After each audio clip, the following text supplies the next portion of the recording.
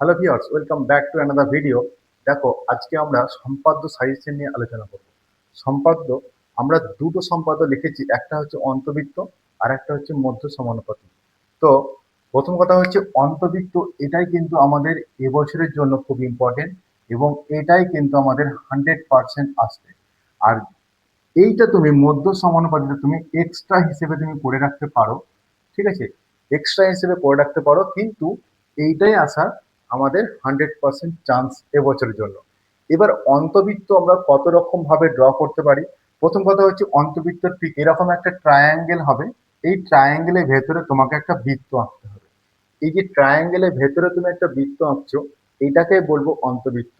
তাহলে এই অন্তবৃত্ত ড্র করার একটা পদ্ধতি আছে। আইদার তোমাকে তিনটে সাইড বলে দেওয়া আছে, দিয়ে তুমি অন্তবৃত্ত ড্র করলে। অন্তবৃত্ত ড্র করার জন্য প্রথমে তুমি কি করলে, ট্রায়াঙ্গেলটা ড্র করতে হবে। এবার ট্রায়াঙ্গেল ড্র করার জন্য আইদার তোমাকে অ্যাঙ্গেল দেওয়া আছে, দুটো অ্যাঙ্গেল দিয়ে ট্রায়াঙ্গেল ড্র করতে পারো, অথবা তিনটে সাইড দিয়ে তুমি ট্রায়াঙ্গেল ড্র করতে পারো, অথবা দুটো অ্যাঙ্গেল দিয়ে তুমি ট্রায়াঙ্গেল ড্র করতে পারো, একটা সাইড, ঠিক আছে? বা তুমি বলতে পারো যে একটা অ্যাঙ্গেল আর দুটো সাইড দিয়ে তুমি ট্রায়াঙ্গেল ড্র করতে পারো। তাহলে প্রথম কথা হচ্ছে তোমাকে ট্রায়াঙ্গেল ড্র করতে হবে। ট্রায়াঙ্গেল ড্র করার পরে অন্তবৃত্ততে কি করবে, দুটো কোণকে তুমি সমদ্বিখণ্ডিত করবে। সমদ্বিখণ্ডিত করলে পরে এইভাবে একটা লাইন পাবে, ঠিক আছে? লাইন পাওয়ার পরে এখানে একটা পারপেন্ডিকুলার লাইন ড্র করবে, এইভাবে একটা পারপেন্ডিকুলার লাইন ড্র করবে, ঠিক আছে? এটার উপর দিয়ে এইটুকু মেজারমেন্ট নিয়ে এখানে একটা বৃত্ত অঙ্কন করবে। এইটাকেই বলবো অন্তবৃত্ত। মানে ত্রিভুজের ভেতরে যদি একটা বৃত্ত অঙ্কন করতে পারি, সেটাকে বলবো অন্তবৃত্ত। এবছর জন্য এইটা খুবই ইম্পর্টেন্ট একটা সম্পাদ্য, তোমরা সবাই এইটা করে রাখবে, ঠিক আছে? নেক্সট যদি আমি বলি এক্সট্রা হিসেবে তুমি যদি বলতে চাও, এক্সট্রা হিসেবে তুমি মধ্য সমানুপাতি করতে পারো। মধ্য সমানুপাতি কেমন দেখতে হয় না, মধ্য সমানুপাতি ধরো মনে করো যে রুট তোমার এ বি, এই ধরনের টাইপের ফরম্যাটে থাকবে কোশ্চেন, সেইটা তোমাকে ড্র করতে হবে।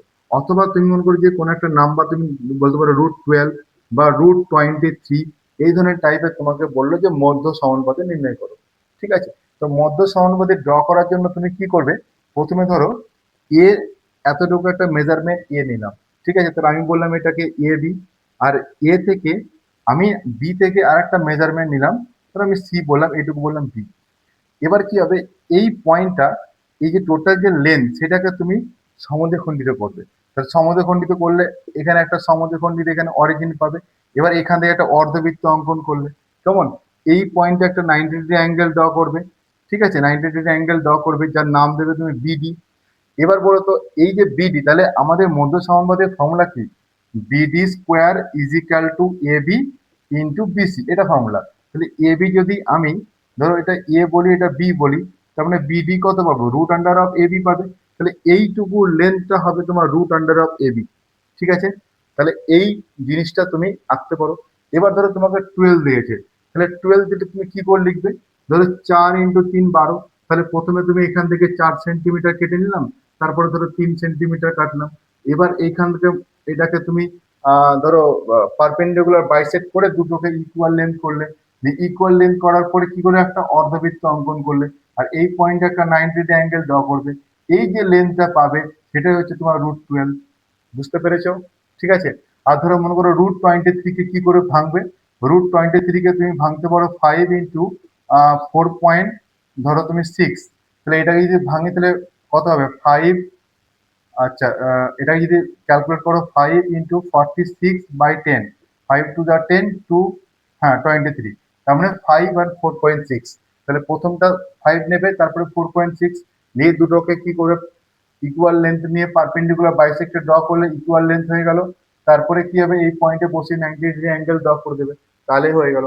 এই দুটো প্র্যাকটিস করবে। আর মোস্ট ইম্পর্টেন্ট যেটা বলছি সেটা হচ্ছে অন্তবৃত্ত, এটাই কিন্তু এবছর পরীক্ষায় আসবে। আর এক্সট্রা হিসেবে তোমরা মধ্য সমানুপাতিটা করে রাখতে পারো, ঠিক আছে?